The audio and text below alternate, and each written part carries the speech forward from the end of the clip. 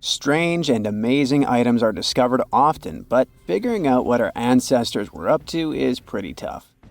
Especially when all you have are just some rusty cups and cave drawings. It's no surprise that even the experts in lab coats sometimes make mistakes. But it's not just about dusty plates and huge stones. Sometimes there's even humans with large heads. So grab your digging tools and let's travel back to ancient times to explore incredible societies that even scientists can't fully explain. Sardinia may look idyllic now, but I'm not gonna lie, I wouldn't fancy visiting it 3,000 years ago. Rumor has it, terrible giants roamed around this island back then. People even talk about finding human skeletons over 13 feet tall there, although nobody's ever shown anything to prove it. But the stories will make you wonder because some weird stuff has definitely happened. In 1974, over 5,000 pieces of broken stone artifacts were found in a part of the island called Monte Prama, but instead of being displayed in a museum, they were locked up in an underground vault for about 30 years. Sounds a bit suspicious, doesn't it? When they were finally displaced in 2005, scientists put the pieces together to find statues of 38 giant men standing 8 feet tall. Not quite as tall as the legendary skeletons, but still pretty huge. It's thought these statues were made by the Nuragic people, who lived on the island a long time ago. Besides giant statues, they also built over 8,000 massive stone buildings. Perhaps Nuragic weren't giants themselves, but they definitely liked their things big. I do too. I like a big number of likes on our videos. That would be pretty great. Thank you if you liked this and subscribed. Now back to the video. You and I are pretty smart, but we might not be the smartest humans ever. Actually, we might not even be the smartest species. Since 1913, some skull fossils found in South Africa have hinted at a possibly smarter contender called Boskop man. This human-like species might have lived as recently as 10,000 years ago. Their skull suggests they had really big heads, which means their brains could have been 30% bigger than ours. Wow! Their average IQ could have been around 149, making them among the smartest 0.05% of people today. But if a Boskop brainiac was so much smarter, why are they not around and we are? Well, bigger isn't always better, you know. Our brains are a lot bigger than our ape relatives, mainly in the prefrontal cortex. This part helps with high-level tasks like making decisions, remembering things short-term, and being aware of ourselves. The parts of the brain that handle our senses and movements haven't really grown much.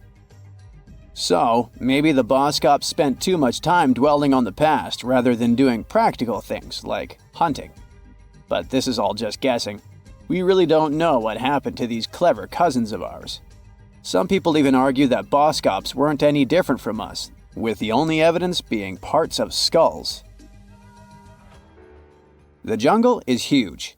Did you know the Amazon rainforest is home to about 30% of all the world's plant and animal species? That's impressive. However, the history of one native species, humans, has long puzzled scientists. The mysterious Khmer people lived here for hundreds of years and then vanished around 1400 AD. People thought the Amazon only had a few scattered tribes, but recently we discovered big, unusual shapes in the ground called geoglyphs. These might look like simple shallow ditches, but they're actually the remains of a vast civilization that spread over 5,000 square miles and includes about 450 markings, some as wide as 1,300 feet. That's insane! They likely contained ceremonial buildings and could have hosted up to 1 million people as recently as 550 years ago. Thanks to new technology like LiDAR, which uses a safe laser to map the forest without harming it, we can explore deeper. In 2019, some scans showed miles of raised roads and pathways and even pyramids over 70 feet tall. They found 26 separate settlements, 2 of which were at least 250 acres each. Damn, that's like 330 soccer fields. It's not certain what happened to the Khmer people. Maybe European conquistadors drove them out. Maybe the most baffling ancient civilization is one we've never actually found a trace of. Yep, I'm talking about Atlantis, the grand city that supposedly sank into the ocean. The first mentions of Atlantis come from the ancient Greek philosopher Plato, who talked about a great city near the Strait of Gibraltar. But for ages, everyone just thought Plato made up Atlantis as a perfect version of his own Athens. So why, about 12,000 years after it supposedly vanished, do we still wonder if it might be real? Well, in the 19th century, U.S. Congressman Ignatius Donnelly wrote a book giving 13 reasons why he thought Atlantis was more than just a myth. Then, in 1965, some folks thought they actually found Atlantis when they discovered the Richat structure, a massive 25-mile-wide dome in Mauritania, Africa. It's so big that you can see the whole thing from space. 2 astronauts flying over the Sahara Desert spotted this giant eye staring back at them and thought they'd made the discovery of a lifetime. Unfortunately, there's no solid evidence linking this structure to Atlantis. It's believed to have formed from volcanic activity about 100 million years ago. But it does look suspicious, doesn't it? Still, we're no closer to knowing the truth.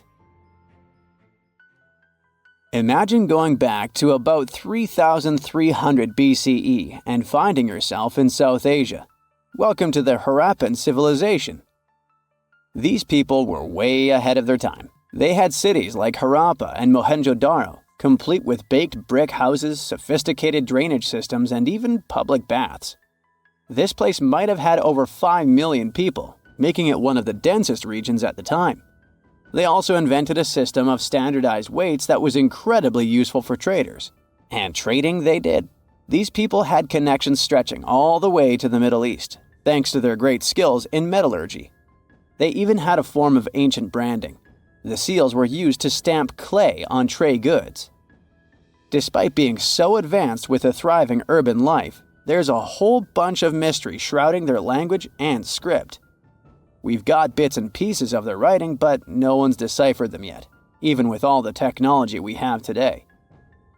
We also still don't know how exactly their society worked. It looks like they didn't flaunt their social status as much as other civilizations. No grand palaces or massive monuments. Instead, their largest buildings might have been granaries. They sure were practical. Unfortunately, all good things must come to an end. Around 1800 BCE, this bustling civilization started to decline, possibly due to shifts in river patterns. As the environment changed, the Harappans packed up, moving towards more hospitable lands. Ever heard of the Minotaur? The beast with a bull's head and a man's body, hunting the bravest travelers in a massive maze. Well, this wasn't just any old tale. It was one of the most popular dramas of the ancient world. And it was inspired by this place, the island of Crete. The Minoans lived here during the Bronze Age. They had stunning palaces, amazing frescoes, and a culture so rich it still fascinates historians to this day. They built places like Knossos, which was so complex with its multi-story buildings and elaborate hallways that it might have inspired the whole labyrinth myth. Their engineering was so ahead of its time that even their drainage systems were more advanced than what many of us have today. Let me know in the comments which of these stories you find the most fascinating, and thanks for watching. Now, we wouldn't call this island mystical unless there were tales of giants living here. The island of Gozo in Malta is the backdrop of an ancient legend. Malta is an island country located in the Mediterranean Sea, just south of Europe. It's a very strategically located archipelago. Throughout history, it was ruled by many different societies, such as the Phoenicians, Greeks, Romans, and Carthaginians. One cold night, thousands of years ago, a farmer noticed the sky turn orange, then red, when he heard a loud thump. Although the ground seemed to be moving, this wasn't an earthquake. When he looked toward the woods, he saw a giant silhouette, taller than the trees. As he fearfully approached, he realized it was a woman, a giant woman. She introduced herself as Sansuna. Unlike the terrible giants of many tales, Sansuna didn't want to exterminate the human race. She was loving and caring. She told the farmer that she and her people could help protect their land from invaders. The locals were pretty interested in this offer. Since Malta is located in an important commercial route, it was constantly being invaded. The story says that Sunsuna settled in Malta, and sooner rather than later, she was moving things around. And when I say things, I mean monoliths. Sunsuna carried huge stones on her shoulder to build a magnificent temple called Gigantia, which means place of giants. She even did this while holding her half-giant, half-human kid on the other shoulder.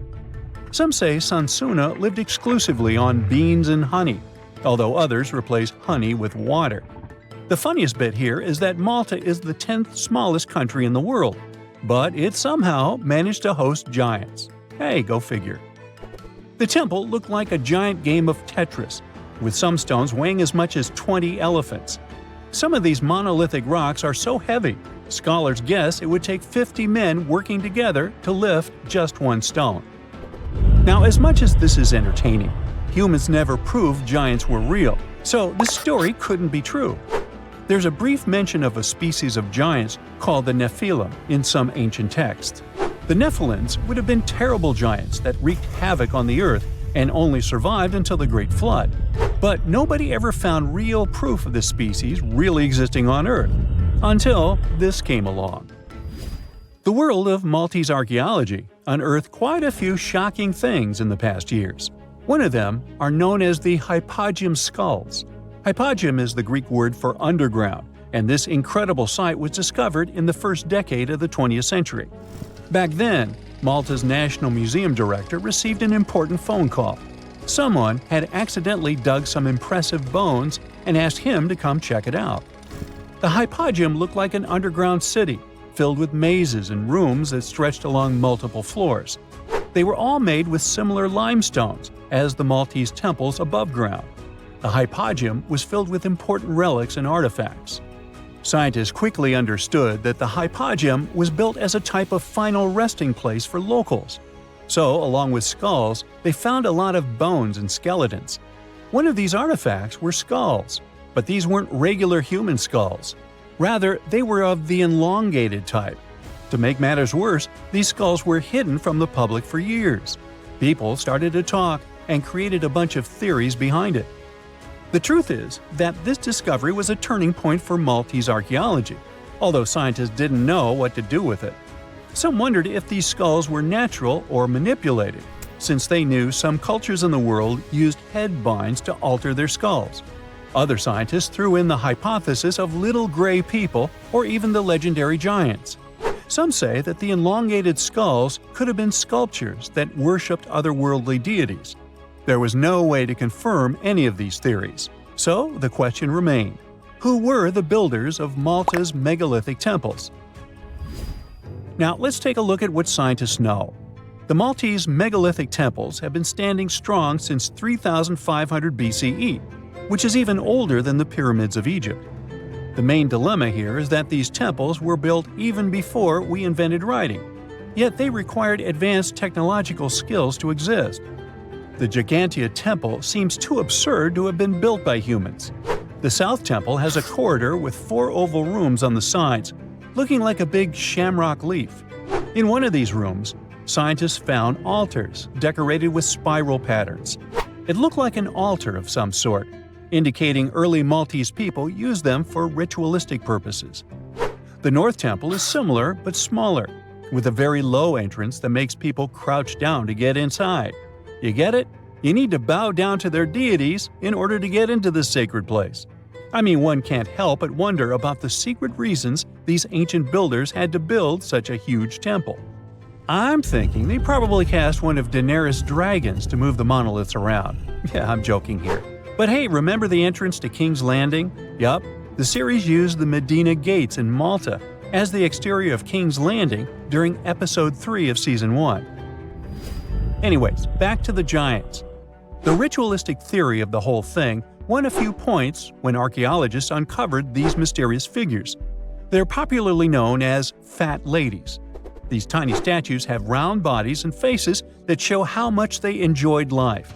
They kind of look like a miniature Sunsana, the giantess we talked about.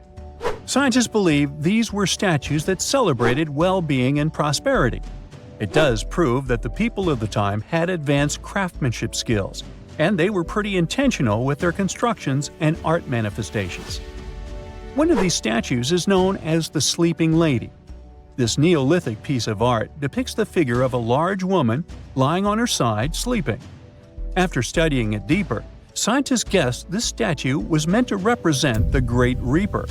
It was found in the hypogeum, which we now know was a huge resting place. This specific statue is different from all the other fat ladies, starting with the hair and the embroidered skirt. Then there's this statue. This is supposed to represent an 8-foot-tall woman and the rim of her skirt. She was discovered in the most unusual of ways. A farmer was trying to plow his field, but he kept hitting large blocks of stone. All the way back in 1915, the farmer called Malta's National Museum director and asked him to come check it out. Some think this is all the proof you need to confirm that Sansana was real. Others aren't all that sure. But that's not all. The place where this giant statue was buried revealed one of Malta's most impressive archaeological sites, the Tarsian temples. The temples were made from limestone blocks. Some are 20 feet tall and weigh around 20 tons. Zamet, the museum director, kept digging and discovered multiple sites made of megalithic stones. All of them supposedly built by Stone Age farmers, all stranded on a remote island in the Mediterranean Sea thousands of years ago. It just doesn't make sense. I mean, look at these temples in Manidra. This is probably the world's earliest calendar. On the equinoxes, the sun passes directly through the main doorway, straight down the central axis. On the solstices, there are two superb variations.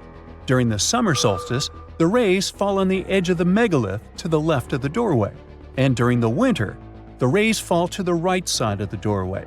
It's astronomical precision at its finest. And what about the structures in the Hall Tarsian that we've already talked about? This complex is the oldest one in all of Malta. It was built with the purpose of doing animal offerings to deities. Scientists confirmed this by unearthing numerous animal bones buried in the soil. They also found a great collection of spirals, indicating that the locals also used this temple for ritualistic purposes. Overall, there are 7 megalithic temples in Malta, each more impressive than the other. Scholars keep on digging to see if they can uncover the truth, much like researchers do with the pyramids of Egypt, the lost Mayan cities in the Americas, and other sites. Hey there, curious history buffs! Have you heard the legend of the ancient race of giants of Nevada? Yes, I'm talking about actual giants that allegedly lived thousands of years ago. Now I know what you're thinking. Giants, really? Well, archaeological finds add fuel to this debate too. And here's where it gets interesting. Lovelock Cave was indeed used as a burial site, and some of the remains found there are much larger than average human bones. The cave is by the Humboldt Sink in western Nevada. It was once part of an enormous lake, which eventually dried up, leaving a number of smaller ones, including the Humboldt Sink. The cave became the home of the Site-Ka tribe. According to the legend, these red-haired giants were so big that they had to be buried in the cave itself. Indeed, later on, archaeologists discovered 8 to 10 foot tall skeletons. This legend started to unfold when a mining engineer named John T. Reed talked to the locals in 1886. Once Reed saw the cave, he knew he was onto something. The news spread soon, but the cave was attracting another type of attention too. The deposits of a fertilizer known as guano were discovered inside the cave. So a mining company began excavating the precious resource in 1911 and soon shipped more than 250 tons of the fertilizer to San Francisco. Unfortunately, some of the human remains and artifacts were neglected and lost in the mining process. This led to an official excavation in 1912 and 1924. After the top layer of guano had been mined, strange objects started to surface. Around the area, the earliest evidence of human habitation dates back about 4,000 years. The Lovelock culture lasted for some 3,000 years, and they left us with 10,000 stunning artifacts. The pits in the cave were like a series of time capsules hidden at different depths. archaeologists determined the age of each pit by its depth. It turns out that many different groups used the cave for storage over a really long time, and the things they stored there give us a really cool glimpse into their cultures. It's like a giant ancient storage unit full of hidden treasures. What have the researchers found besides the giant bones, you might ask? Some other bodies were mummified using a method similar to the one applied by ancient Egyptians. These remains also had something in common with the bodies discovered as far south as Lake Titicaca. Both mummies had some red hair, yet there are scientists who believe this reddish hue is the result of the interaction with the environment in which the bodies stayed. So, while the story of the red-haired giants may be a wild and intriguing tale, not everyone is convinced. Some experts believe that the bones found in Lovelock Cave are simply the remains of prehistoric animals, like mammoths or sloths. But others insist that there's something more to the story. Other relics, such as finely crafted baskets and exquisite duck decoys made from tule fibers, were also found there. In any case, this cave is worth the attention it gets. By the way, you can still visit this cave today and see the pits of different depths with your own eyes. But let me tell you one thing. It's in a hot, dry, and isolated place. Archaeologists have made another discovery that seems to be straight out of a legend. They think they found the palace of the one and only Odysseus, who was the legendary Greek king of Ithaca and the hero of Homer's epic poem. Move over, Indiana Jones. We've got some real-life adventure happening here from around 1300 BCE. Apparently, this is the only palace mentioned in Homer's epic poems that hasn't been found. The excavations have been made on the Ionian Islands, and the view from the ruins found on the island of Ithaca are exactly as described in the Odyssey, says the professor who led the excavation team. Known to the ancient Romans as Ulysses, the Greek hero took 10 years to return home to Ithaca after the fall of Troy. For many years, Homer's other epic, called the Iliad, which tells the story of the protracted siege of Troy by the Greeks, was regarded as a myth too. But then, in the 1870s, Troy was rediscovered in modern-day Turkey's Çanakkale city. So, if they found Troy, who's to say they couldn't find Odysseus' home? The researchers were following Homer's words as a roadmap. The excavation site has a building complex with 2 levels. It has important finds, such as storerooms and workshops, a complicated drainage system, and fragments of pottery. It also has a well from the 8th century BCE, which is around the time when Odysseus is believed to have been the king. Yet, not everyone is convinced that the team has actually discovered the home of Odysseus. A British researcher named Robert Biddlestone insists that Homer's description of ancient Ithaca isn't very similar to the island that now has its name, and that Odysseus' kingdom was actually on the Isle of Cephalonia. However, Italian archaeologist Adriano La Regina might have a more realistic approach to this debate. He says that whether this find has a connection to Ulysses or not, what's more important is the discovery of this royal palace. Once upon a time, in a land far away, the Klamath Indians spread a legend about the creation of Crater Lake. Okay, maybe this land is not that far away, and it still exists. You can find it in south central Oregon, in the western United States. Anyway, the legend has it that this lake was formed in a vicious battle between 2 volcanoes, Mount Mazama and Mount Shasta.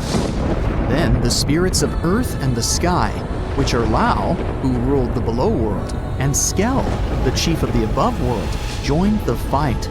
It turned into a geological drama. During the battle, darkness veiled the land. The fight was over when Mount Mazama collapsed and sent Lao back into the underworld. Then the rain filled the pit and created a lake in the place where the mountain had once stood. Flash forward to our time. Scientists have discovered that Mount Mazama did erupt 7,700 years ago. Artifacts found in the area prove that the legend indeed contains some details about the explosion. The tale says that red-hot rocks were flying through the sky. This happened during the volcanic eruption that caused the mountain to collapse. This created the volcanic caldera, which later on got filled with water. What makes this legend came true story unusual is how long it has existed. According to researchers, these types of verbal stories lose their credibility within 600 to 700 years. That's why the legend about the creation of Crater Lake is so unique. So many generations, for hundreds of years, have been accurately passing down the information. This volcanic crater lake is now in a national park. It's famous for its deep blue color. The water in it is extremely clear. If you visit it today, the water you'll see won't be the same as for someone who will visit the place 250 years later. Because there are no rivers flowing into or out of the lake, the existing water evaporates and the lake gets filled again by rain and snowfall. Basically, every 250 years, the water is replaced. Plus, this lake is almost 2,000 feet deep, which makes it the deepest lake in the United States. Swimming is okay in the lake, but there's only one legal and safe trail to get to the shore. There are other activities, such as fishing and boat tours. Shared human experiences, such as birth, marriage, and aging, may explain why certain tales are shared globally. Similar struggles and obstacles faced by humans around the world generate similar themes in traditional stories about love, parenting, and mortality. So, do you have legends or tales you've heard of from your grandparents? Who knows? Maybe your ancestors too witnessed a cool historical event. So people have tried to make up stories about weird-looking humans for as long as we can remember. What's even weirder is that, over the years, people have even claimed to have proof of these mythical humanoids. Like the Gorgadas, which were said to be a tribe that lived on islands near the Atlantic coast of Africa. The first time these people were mentioned in any sort of literature goes back to the 1st century. Not much was said about the gentlemen of the tribe, but the ladies sure were special. The women of this tribe were said to have hair all over their bodies. These days, scientists are almost certain people might have confused these humanoids with monkeys or apes. One Carthaginian general claimed he actually visited the islands back in the day and described the men as apparently being really fast runners. This strengthens the idea that these reports were of primates, not of people. It's normal to assume apes or monkeys would have bolted after seeing people for the first time, right? The location of the Gorgadas and their native islands is uncertain and has been described in different ways by writers over time.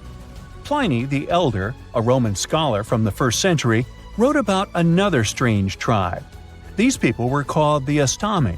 Similar to the Gorgadas, they were said to be hairy people that lived in the upper parts of the Ganges River, near today's North Indian border. It was not their appearance that made them weird, though. Pliny wrote that these creatures didn't eat or drink at all, not because they didn't want to, but because they didn't have mouths. They got their nourishment from sniffing the scent of plants and apples. A strong scent could also have been very dangerous to them. As for their overall build, they were said to be thin and bony, mostly because they didn't consume any food. It's hard to believe these people did exist at some point, but there may be some historical facts to back this mysterious sniffing behavior. Some specialists believe that tribes located near the Himalayan mountains brought fragrant fruits and veggies on their travels. That's because smelling something nice can help with altitude sickness. In the past, travelers thought the nausea was caused by a bad wind and tried to cope by smelling onions, dried apples, apricots, and garlic. Now, Pliny the Elder seems to have had a lot of fun writing about strange human-like species. In his writing, he also mentions a tribe of headless people, with their faces on their chests. They were popular in medieval tales too, and were also nicknamed chest eyes. They were said to live in mountainous and wooded areas of North Africa, surrounded by wild animals such as lions, elephants, and snakes.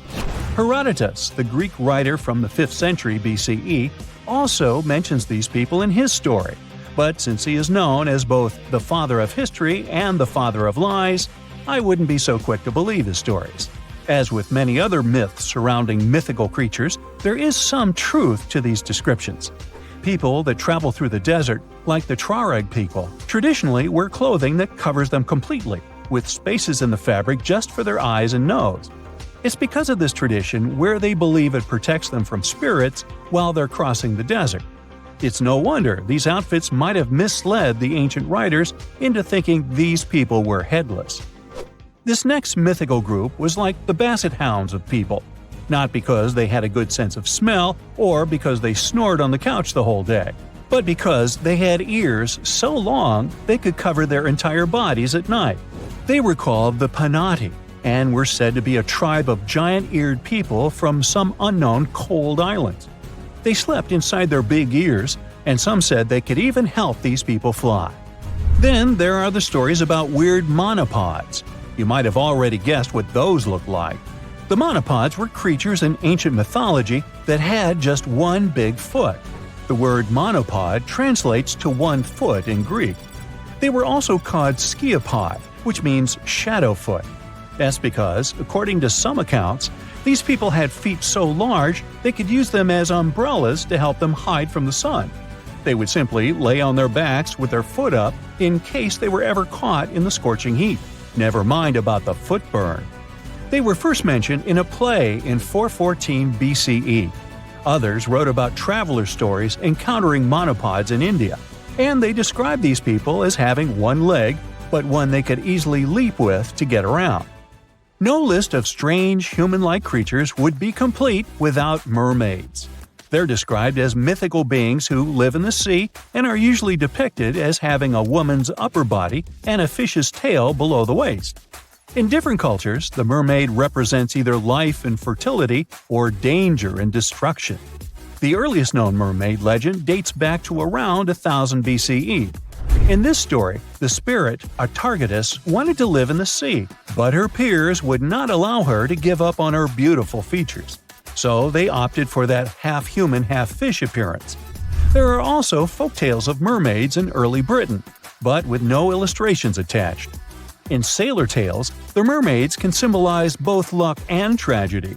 Since sailors spent much time in the sea and they sometimes had nothing to do, it's no wonder they started to believe in figures that controlled the weather.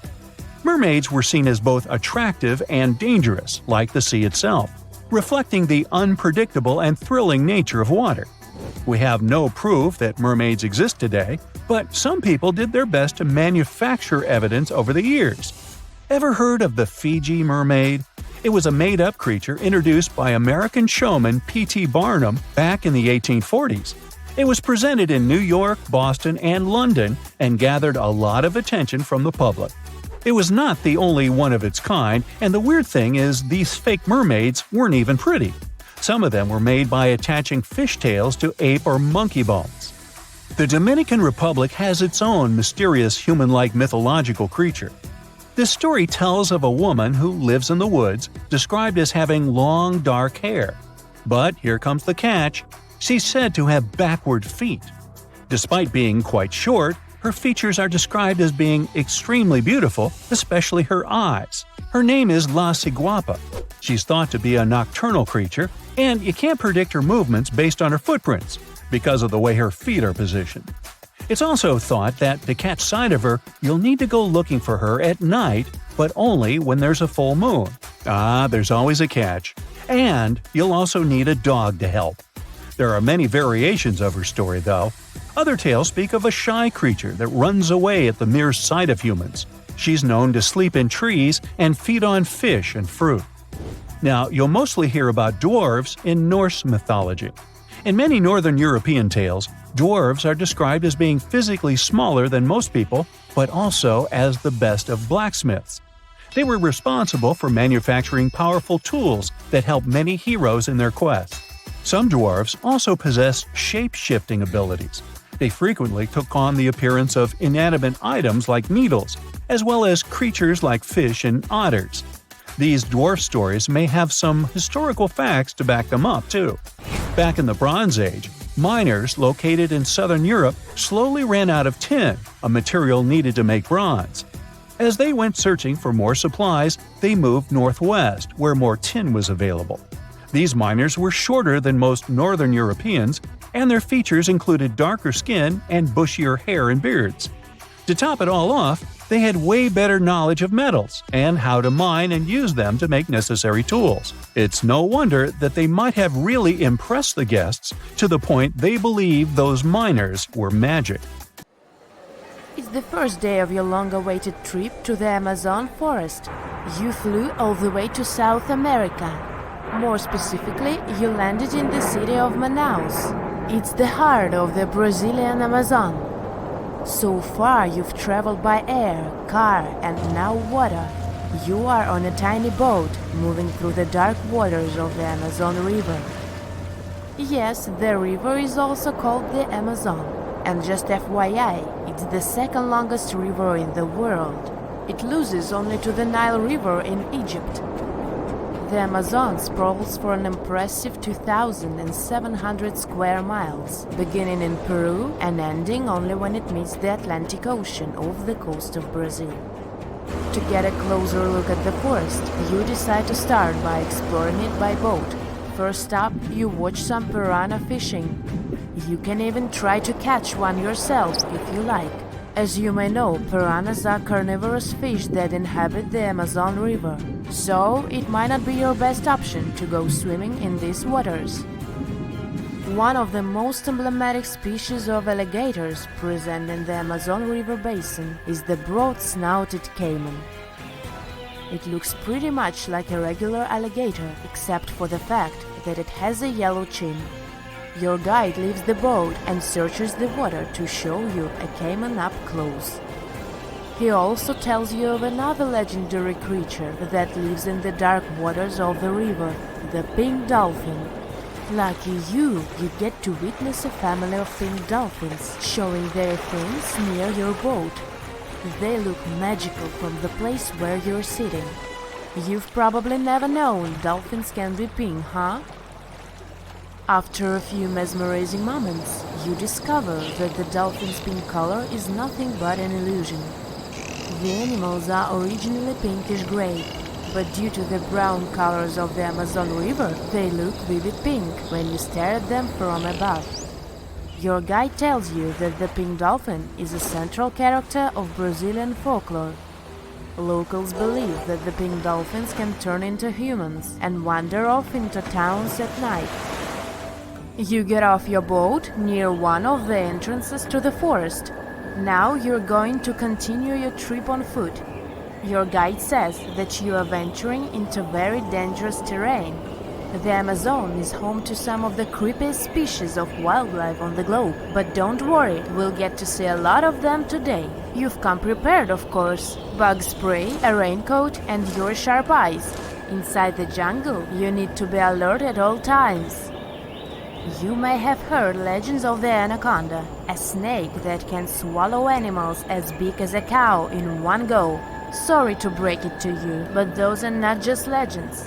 Reptiles like these do actually exist. They live deep in the jungle. Is it right there, moving between the trees? Is it a spider? The so-called Goliath bird-eater is a monster spider. Its legs can grow up to a foot in length, and the spider itself can weigh around 6 ounces. It's also known as the king of tarantulas. You shouldn't get too close, of course. It's not venomous to humans, but its bite can surely sting. As its name suggests, the Goliath bird-eater can even eat birds, as long as they are smaller than it is. Up next, you run into another species of spider that draws your attention. This one is so tiny that you almost don't see it. It's known by the popular name of the decoy spider. You see one of its creations, a gigantic spider built by the tiny Clovis spider in order to scare off large predators. This is as amazing as it is creepy. A spider that uses the remains of other insects and dry leaves to create the image of a large spider on its web. If it fools predators, perfect! But to us humans, this work of art looks almost endearing. Who knew there were artists in the arachnid world? Near a small lake, you witness a unique scene. A large snake is slowly slithering its way toward a lizard that is resting on a rock. The lizard seems obvious to the presence of the dangerous reptile, but right as the snake is preparing to attack, the lizard flies the scene in its iconic way. The so-called basilisk lizard is famous for its ability to walk on water, or rather run across the water. This isn't an illusion, just a matter of balancing.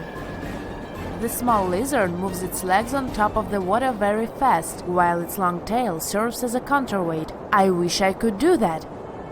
If you've ever wondered what a frog looks like on the inside, you've come to the right place. Right in front of your eyes, there is a rare local species of frog. It's known as the glass frog.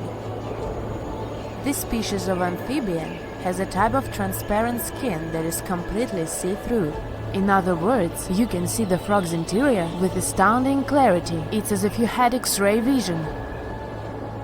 Moving on with your journey, soon you come across a pond. Floating on its water is probably the biggest water lily you've ever seen in your life. These huge plants are also known as the Victoria Amazonica. They can measure up to 8 feet across and hold the weight of a grown-up person. But I wouldn't recommend trying to climb on it if I were you. Just cause, you know, it's the Amazon forest we're talking about. The wildlife here is amazing, but the forest itself is also a sight. There are over 80,000 species of plants and trees grown in the Amazon rainforest. In fact, you can find 10% of all the world's wildlife in this jungle. An estimated 400 billion trees grow on the gigantic area the forest occupies. Of course, this place is bound to be biodiverse, right? You won't be able to witness this phenomenon during your trip, but your guide tells you about a unique species of tree that is famous for being able to walk. Yep, you've heard correctly. There are walking trees in the Amazon rainforest. They don't have legs or anything like that, but they do move around in search of better lighting conditions. The Amazon canopy is so thick that only 1% of sunlight can reach the forest floor. Because of this, some trees end up getting less sunlight than others. The so-called walking palm trees seem to be adapted to this situation. They grow new roots, which helps them move for 1 to 2 inches per day. They can walk up to 65 feet per year. Maybe that's what inspired John Ronald Reuel Tolkien to create ants, huh? Those are pretty similar tree beings that roam freely around the world. I kid you not, it's not only wildlife that inhabits the Amazon. Actually, over 30 million people live in the forest. And there are also ancient settlements that scientists believe to have been thriving there. And I'm not talking about El Dorado, that's just a myth. But in 2018, a groundbreaking study showed that up to 1 million people probably inhabited the Amazon between 1250 and 1500 CE. Can you imagine that? Working alongside local indigenous people, researchers from the University of Florida found several mounds in the Amazon. Besides these mounds, they also discovered interesting ditches and geoglyphs. After mapping all of these recurring mounds, scientists understood that this was a sign of an ancient settlement. They found remnants of carefully designed walls centered around plazas. This could only mean that these ancient cities were big and could host hundreds of thousands of people. These findings brought back the idea that the Amazon could have been home to thriving civilizations way before the Europeans arrived there. But rather than cities drenched in gold, they were simply well-developed agricultural societies. Imagine you get to be an archaeologist for the day. You'll travel the world to solve the mystery of long-lost civilizations that disappeared without a trace. Grab your chisel and fedora, and let's go. You arrive at the American Southwest, where an ancient mystery is waiting to be solved. You make your way to Chaco Canyon, just outside of Albuquerque, New Mexico. It's hot and dry in this deserted area. You're here to visit the ancient ruins of the Anasazi people. It's said that they were a thriving civilization that met a mysterious end. You hike a few miles before you begin to make out the shape of dwellings, constructions built of stone in the middle of the canyon. This is Pueblo Bonito, a 10th century complex that contains as many as 800 rooms and stands over 5 stories tall. The buildings are beautiful and made from sandstone. To access the complex, its inhabitants built a 400-mile network of roads, some of them 30 feet wide. You can't wrap your head around the fact that it was built so long ago. Everything looks so well preserved. The Anasazi reigned over the so-called Four Corners region from 100 CE to around 1600 CE. During this time, they built a civilization that sprawled over 30,000 square miles, including Colorado, New Mexico, Utah, and Arizona. Standing inside a huge kiva, an underground ceremonial chamber, you wonder what happened to the Anasazi people. Scientists have analyzed tree rings and found out that the Anasazi population lived through a period of great drought. The drought is believed to have lasted 23 years, and there was possibly no rain at all during this time. This definitely affected their livelihood, from malnutrition to battles over food and resources. But was it enough to make 30,000 people flee their homes? Researchers say these people left their homes with their belongings still in place. Ladles were left in ceramic bowls. Granaries were full of supplies. It was as if they intended to return, but never had the chance to come back. For many years, archaeologists have believed that the drought was the reason for the disappearance of this thriving society. But there's other evidence that shows a different story. Anthropologists say that the ancestral Puebloans, as they are also called, were an exemplary population. They were peaceful and lived together in harmony. But that's not what their architecture shows.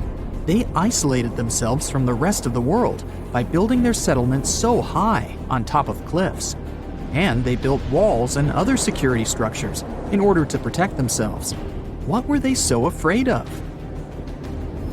Recently, archaeologists began to study bone fossils of the ancestral Puebloans, and they found evidence that suggests that toward the end of their civilization, things might have gotten pretty bad. Evidence shows that local leaders were ruling using fear-based methods. Severe punishment started to be inflicted on those who did not follow their strict rules. Why this happened is still a mystery, and you might need many other excavation trips to find out the truth. It's lucky that your next destination is really close by. Still in New Mexico, you'll visit the Blackwater Draw. It's a national prehistoric site that holds the story of the Clovis people. You're shocked to find out that the Clovis are possibly the oldest humans to have inhabited the U.S. They were the first humans to allegedly cross the Bering Strait and follow the ice-free trails down to the U.S.'s southern plains. Try to picture what this area looked like when the Clovis people roamed this land. A huge spring-fed lake with mammoths, giant sloths, saber-toothed tigers, and bison much bigger than the ones we have today wandering around. The archaeological site you're visiting shows that the Clovis population were big game hunters. You're able to identify the bones of several mammoths and even the stone tools that our prehistoric ancestors used to hunt them. Some of these date back to 13,000 years ago, aka the end of the last ice age. You're presented with two possible theories on the disappearance of the Clovis population. It's possible that during the final 1,500 years of the last ice age, changes in climate caused a shortage of food. Scientists also believe that this situation was worsened by overhunting. Another theory suggests that a large meteor hit North America, and this was enough to alter the climate and make the Clovis people migrate southward to try to survive. But the truth is, there's no evidence that any of that happened. Next, you'll fly to the Pacific Ocean, to the mysterious Easter Island. This place has left us with many questions, from the building of 13-foot-high face statues to the sudden disappearance of the Rapa Nui people who inhabited the area. You approach the island at Anakina, a white sandy beach on the island's northern shore. Researchers believe this area was one of the first settlements of the Rapa Nui. You could say you're standing at the end of the world, as you're over 3,000 miles away from South America and 1,000 miles away from the nearest island. Around 800 CE, when the first humans arrived, the island was an oasis. Today, the area is mostly deserted. You get your first clue on the fall of the Rapa Nui from an excavation pit you open at the beach. There's clear evidence of human presence: charcoal, tools, and bones, some of them belonging to rats. Bingo. When humans arrived at Easter Island, they brought along rodent companions. They probably didn't know this at the time, but these rodents would contribute largely to their demise. Rats love palm trees, which helped to deforest the natural vegetation of the island gradually over the years. But there's another clue.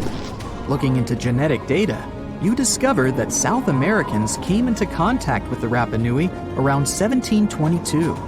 What might have happened to this population is the same that happened to other more isolated groups.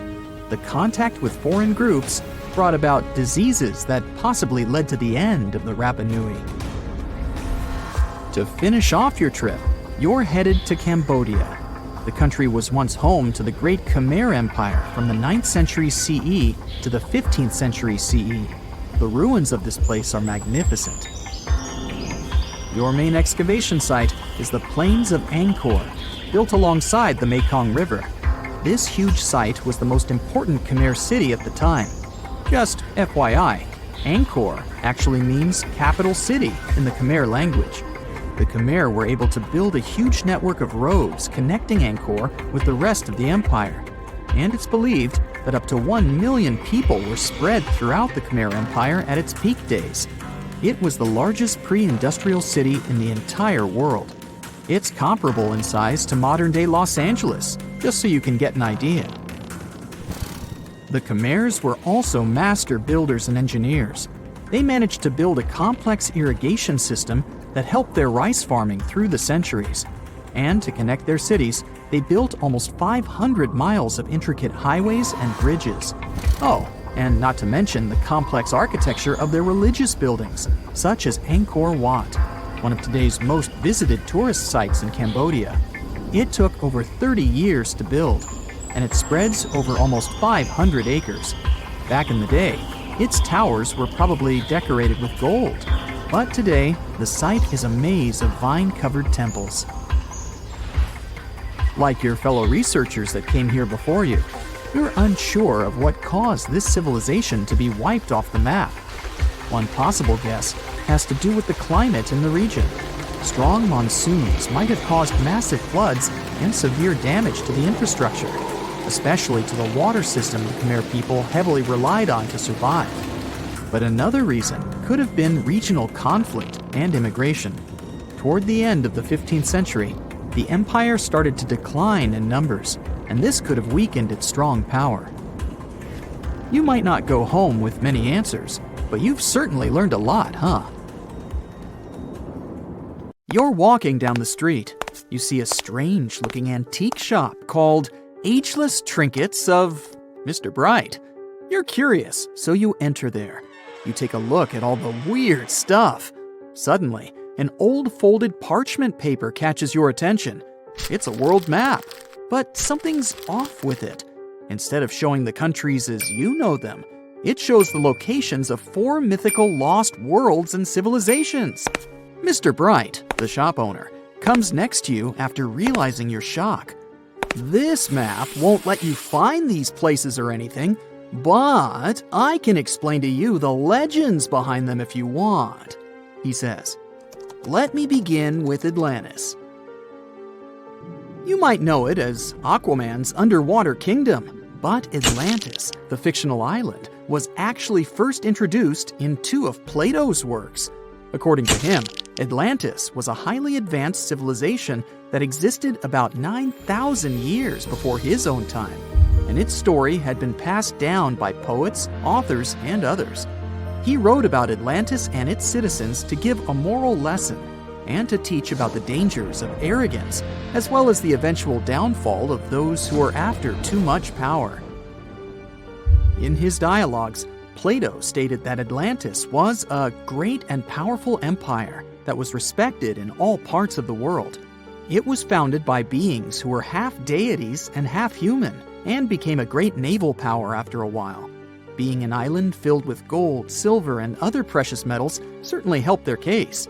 But besides that, it was also known for its breathtaking architecture and state-of-the-art technology, as well as its countless rare and exotic wild animals.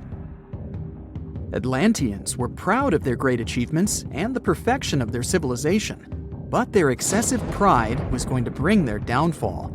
They believed they were so superior that they could gain control over any nation. This led them to launch a series of invasions. They conquered many of the Mediterranean lands, but when it was time to enter Athens, Athenians pushed back with an extraordinary force, so the Atlanteans were finally defeated. Plato stated that deities then got angry at Atlanteans because of how wicked, greedy, and immoral they became. So they punished them by sending earthquakes, which caused Atlantis to sink beneath the sea. Although the earliest written records of Atlantis were Plato's works, some people still believed his story to be based on truth and tried to identify the island of Atlantis with actual countries. Some people suggested it may have been located in the Mediterranean Sea, near the coast of Spain or Italy. Others thought it may have been located in the Caribbean, off the coast of Central or South America, but there was no solid evidence to support any of these claims. One theory, in particular, seemed more plausible than the others, though. Located in the Aegean Sea, the island of Santorini was the home of a highly advanced Minoan society. However, due to a huge volcanic eruption, it was destroyed about 3,600 years ago, causing the Minoan civilization to suddenly disappear. These similarities between the fictional Atlanteans and the historical Minoans made Santorini a good candidate for the speculations. Yet again, there were still major flaws with it, such as how the time when Plato said Atlantis was destroyed doesn't coincide with the time of Santorini's eruption. So Atlantis still continues to be regarded as nothing more than a popular legend in the scientific world. Now, let's move toward the northeast direction on the map, Mr. Bright says. According to Celtic Breton mythology, there once was a magnificent city called Ys, also known as Caris, that towered over Douarnenez Bay in France's Brittany region. It was the most wealthy city in the entire Atlantic. It was especially famous for its beautiful gardens and buildings, and its citizens were all living comfortably and happily there. Dahut, who was King Gradlon's daughter in Breton legends and literature, had a deep love for the sea. She begged her father to build a city at the edge of the sea, and that is how the city of Ys was established. Little did she know that she would be the one responsible for the destruction of her father's beloved gift. You see, since the city was surrounded by the sea, it needed to be protected by a dike equipped with floodgates, and these gates could only be opened at low tide. And the only one who had the keys to these gates was the king himself. One day, a handsome red knight arrived at the city, but couldn't pass the gates. Dahut was so taken by him that she wanted to let him in. She knew that her father was the keeper of the only key to the city, so she sneaked into his room and stole it from him. Then she gave it to the Red Knight so that he could enter the city and they could be together. However, the Red Knight turned out to be the Prince of Darkness, and he intentionally left the gate open to the raging sea. The waves soon swallowed all of Ys. King Gradlon was able to escape on his magical horse, but Dahut couldn't. She turned into an evil mermaid who lured sailors into the sea. Today, if you go to Quimper, a city in Brittany, northwest France, you can find the statue of King Gradlon riding on his horse. Although the city of Ys is a legend, Brittany coast locals believe that on the days when the waters are calm, you can still hear the tolls of the city bells deep under the sea, if you listen carefully. Mr. Bright then points at the Indian Ocean on the map and says, "Now, have you heard about Lemuria?" Back in the mid-1800s, a few scientists suggested that there was once a continent that existed in the Indian Ocean, somewhere close to the south of modern-day Sri Lanka. The first one to popularize this theory was the British lawyer and zoologist Philip Lutley Sclater. In his paper, The Mammals of Madagascar, he stated that he found lemur fossils in India and not in Africa. However, this discovery was extremely shocking to him because of the fact that lemurs' original homeland, Madagascar, is much closer to Africa. He proposed that this was possible only if some larger continent connected the two once. He stated that this continent must have eventually sunk to the ocean floor. He then named it Lemuria, and hence the theory was born. People who came after Sclater took his theory a step further and thought that Lemuria was also the home of an extinct race of humans called Lemurians, who had 4 arms and enormous bodies, and were also the ancestors of modern-day humans, as well as lemurs. Of course, as new scientific discoveries were made on plate tectonics, evolution, and the study of DNA, the theories regarding the fictional continent called Lemuria were debunked. The last fictional land on the map is Agartha, Mr. Bright says. Taking its roots from Eastern mysticism, one legend says there's a kingdom called Agartha that is located deep beneath the surface of the earth. It's where all 4 corners of the world are connected by paths and tunnels. It is said that there's a secret entrance into Agartha hidden in the Gobi Desert, and it's built by Agarthans themselves using advanced technology that can't be detected by us, the surface folks. According to some beliefs, Agartha exists to counterbalance the energies of those who live above the surface. While we live in a state of rush and heightened emotions, this world beneath us is the total opposite. Some even say that those who escaped Atlantis fled here to continue their lives inside the Earth's core. And yet, others think it's actually a land that's crawling with all kinds of monsters. But there's no need to be scared, since modern science proved Earth's core is not actually hollow and is a solid hot iron ball. So you can cancel your journey plans to the center of the Earth if you've made any.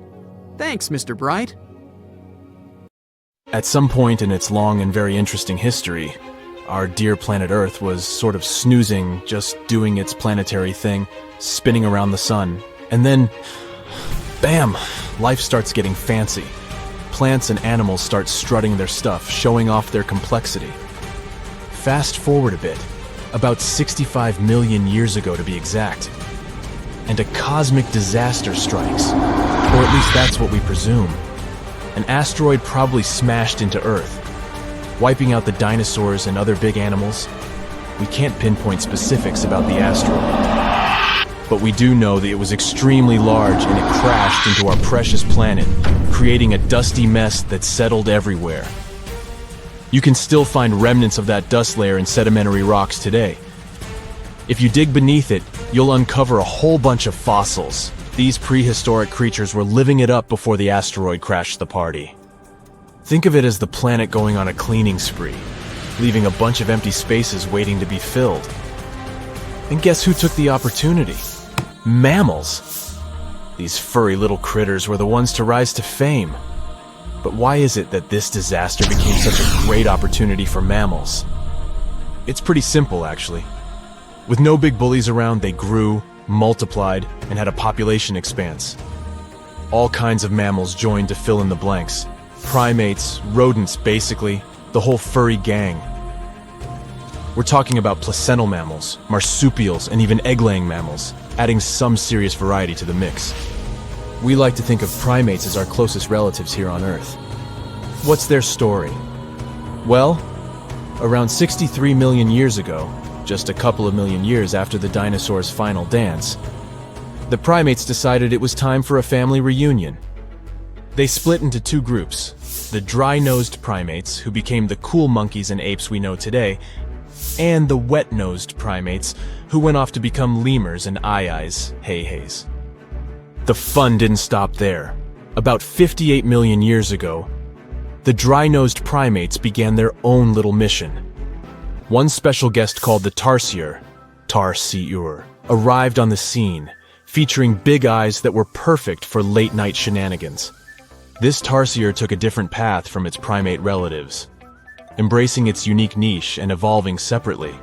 To this day, the tarsier is the only primate that feeds exclusively on meat.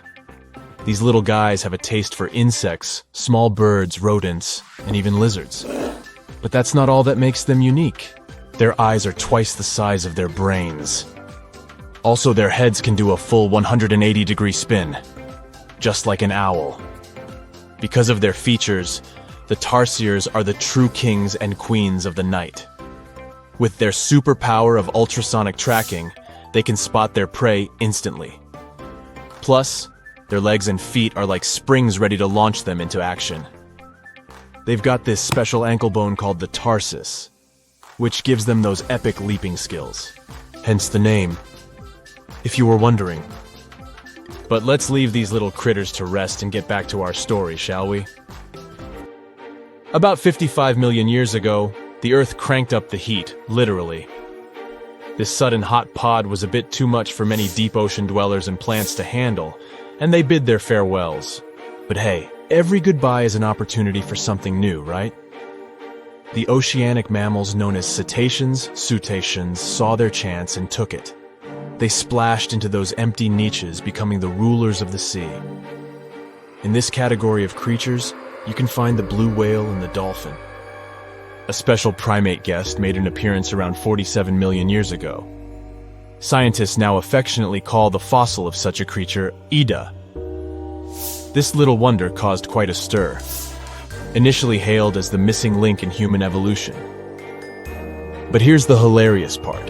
It turned out Ida was not one of us dry-nosed primates, but a cheeky wet-nosed one. Moving forward to 40 million years ago.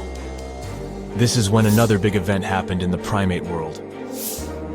The New World monkeys, our distant cousins, decided to take a different path and branch off from our lineage of Old World monkeys. They packed their bags and set off to conquer South America, where they're still living it up today. What's the difference between the two, you might ask? Well, one crucial thing that sets them apart is the fact that the Old World monkeys had nostrils that pointed downwards. Around 25 million years ago, another troop of apes entered the scene, and these guys had something special, the lack of a tail. These unique creatures would go on to become our closest relatives. We're talking apes and great apes, the cool gang who share a whole lot of genetic similarities with us. The first ape to break free from the monkey madness was the gibbon. About 18 million years ago is when this little acrobat swung into the picture. A few million years later, the great apes made their grand entrance too. Orangutans were the pioneers, venturing into the wilds of southern Asia. We're getting closer and closer to the present. It was 7 million years ago when the great apes took a major fork in the evolutionary road. One path led to our ancestors, the future Homo sapiens, and the other path led to chimpanzees and bonobos. These two primate branches remained united for a few million years before finally going their separate ways. 5.6 million years ago, a game-changing ape called Ardipithecus made its way into our evolutionary history. It had a special talent, bipedalism. That's right, this was one of the first apes to walk on 2 feet, probably making its primate buddies raise an eyebrow or two. The real showstoppers, however, arrived around 4 million years ago, the Australopithecus crew. These were the earliest members of the Hominina hominina subtribe, our tribe. What made them so special? Well, probably the fact that they brought some serious tools to the game. Stone tools, to be precise.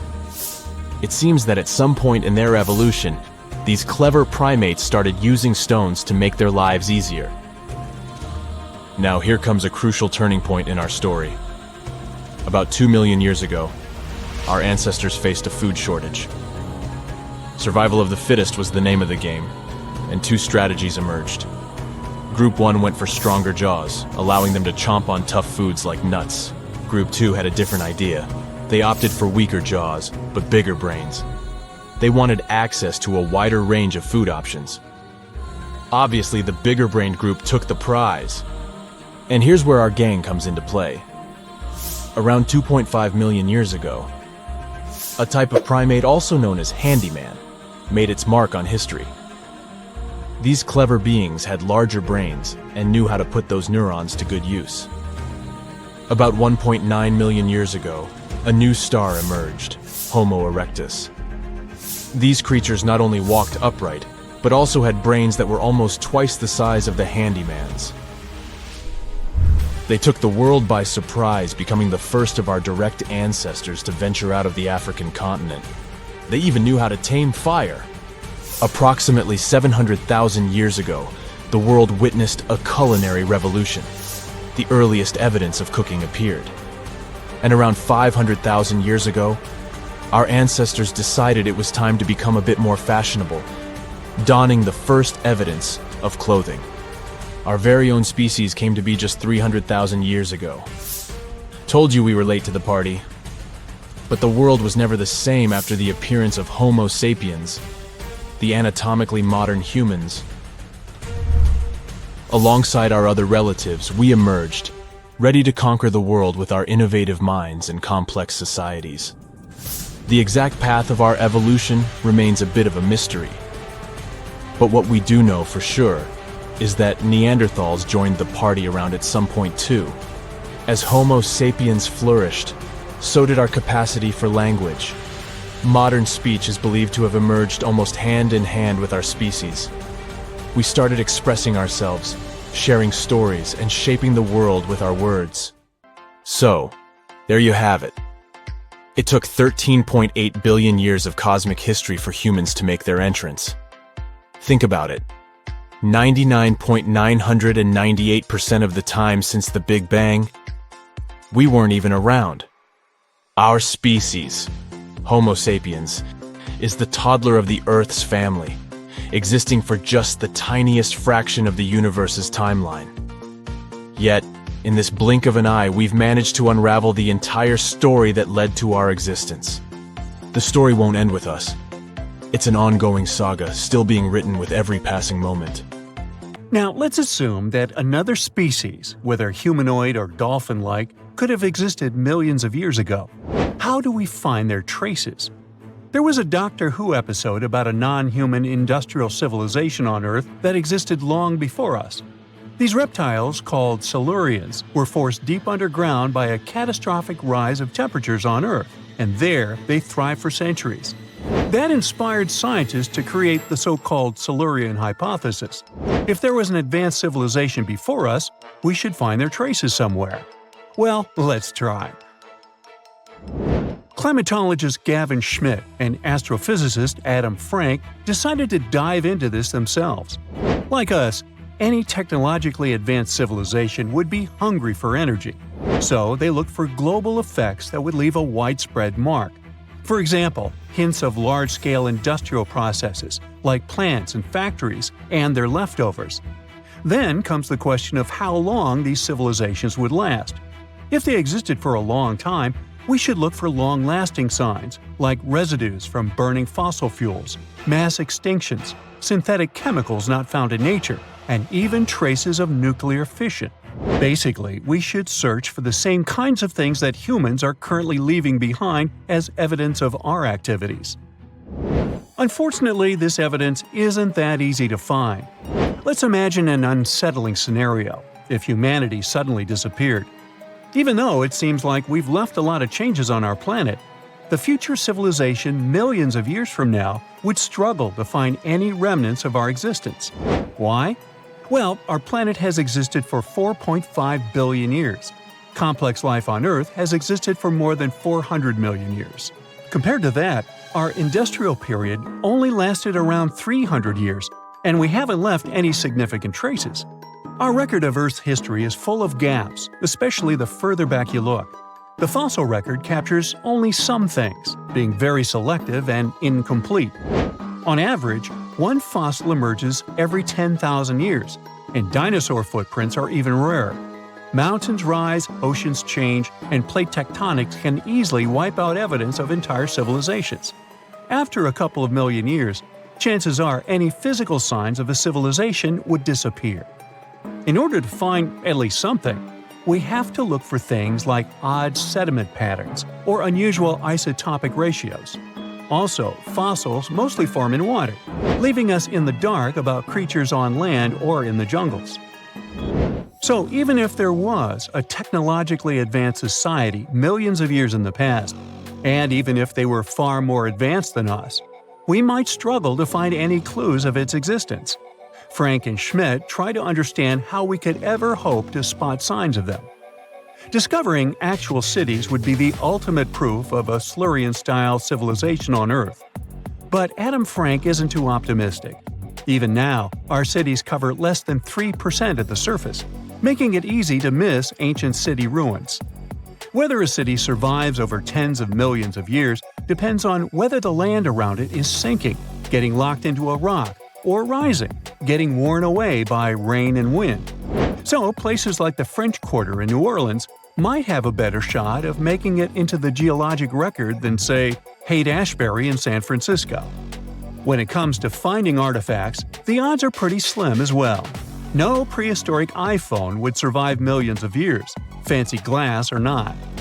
Finding their fossilized remnants might be a bit more promising, but it's still tricky. Considering modern humans have only been around for about 100,000 years, it's quite possible that we might overlook any traces of an earlier advanced species. There is one thing, though. We could stumble upon their traces in rocks. Our current chaotic era might leave a distinct mark on the Earth's geological history, especially since we're basically experiencing PTM 2.0. I'll get to that in a moment. So they try to look at the changes in the carbon cycle. Humans have been releasing a lot of fossil carbon since the 18th century. This leaves a special mark in the carbon isotope ratio, like a signature that shows the difference between carbon in living things, such as seashells, and carbon in lifeless volcanic rock. Scientists also look for signs in the way sediments are arranged. Large coastal deltas might mean that there were bigger rivers made by folks in this hypothetical civilization. Traces of nitrogen could suggest big-scale farming, where they used a lot of fertilizer. Spikes in metal levels in the sediment could mean runoff from heavy industries. Of course, a single find like that wouldn't tell us anything.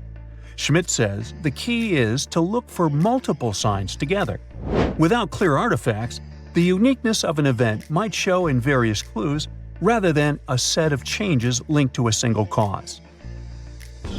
On a quest for Silurian-style clues, scientists even decided to check the Moon. Some astronomers find it surprising that no one has looked into this before. They even joked about the possibility of dinosaurs building rockets and leaving traces on the Moon or other celestial bodies. These astronomers think that Earth-like planets tend to erase signs of civilizations on their surfaces. So they're exploring the wild notion that these beings might have been space travelers. In that case, remnants of their technology, known as technosignatures, could be lurking not only on our Moon, but also on asteroids, or even buried on Mars. There they might endure for millions or even billions of years. Unfortunately, so far, despite digging into the past 380 million years and examining all suspicious events, the researchers haven't found a clear match for a technological civilization. They don't give up, though. Frank calls for more investigation. For example, we could study how modern industrial chemicals stick around in ocean sediments. This, he believes, could help us identify similar chemical traces in the Earth's history. If there are no traces, why do we even bother to find something like that? This research is based on Schmidt and Frank's recent papers. They were delving into the Anthropocene. It's the proposed epoch dominated by human activities on Earth. It's full of these things called hyperthermals. They're prehistoric events when temperatures on Earth sharply increased over a relatively short time. They're like extreme heat waves from the past. A great example of this is the Paleocene-Eocene thermal maximum, or PETM for short. It happened around 55.5 million years ago and saw a rapid rise in global temperatures. Over 200,000 years, the average temperature on Earth jumped from about 9 to 14 degrees Fahrenheit. We studied these hyperthermals to understand how they occurred, from natural causes or human activities. So, these hyperthermals sparked the genesis of Frank and Schmidt's research. To study them, scientists started examining chemical signals and tracers left in rocks. When doing that, Schmidt and Frank uncovered some eerie parallels between all the climate issues we have today and past periods of rapid temperature shifts. There's a close similarity between the pedum and other hyperthermal events. So all this work isn't just about solving a historical mystery. Understanding our impact on the environment can guide us to finding better ways to live in harmony with the planet and avoid becoming a forgotten species in the future. Our Milky Way is filled with lots of planets that could be just right for life, but we don't know if there are other civilizations out there. Earth is the only place we know of with living beings. About 200 years ago, people wondered if there might be civilizations on Mars. Back then, it was a real question, but once we got pictures from space probes, we decided there wasn't any evidence for it, and that idea got stuck in our minds. Now, it's not even considered a valid topic for serious science. It's seen as kind of silly. But no one has set clear limits on what could have happened on our own planet a really long time ago. So, even if there is no proof, we shouldn't throw away the possibility. Don't forget, it took humanity a while to recognize dinosaurs. Maybe Silurians are just patiently waiting for their time.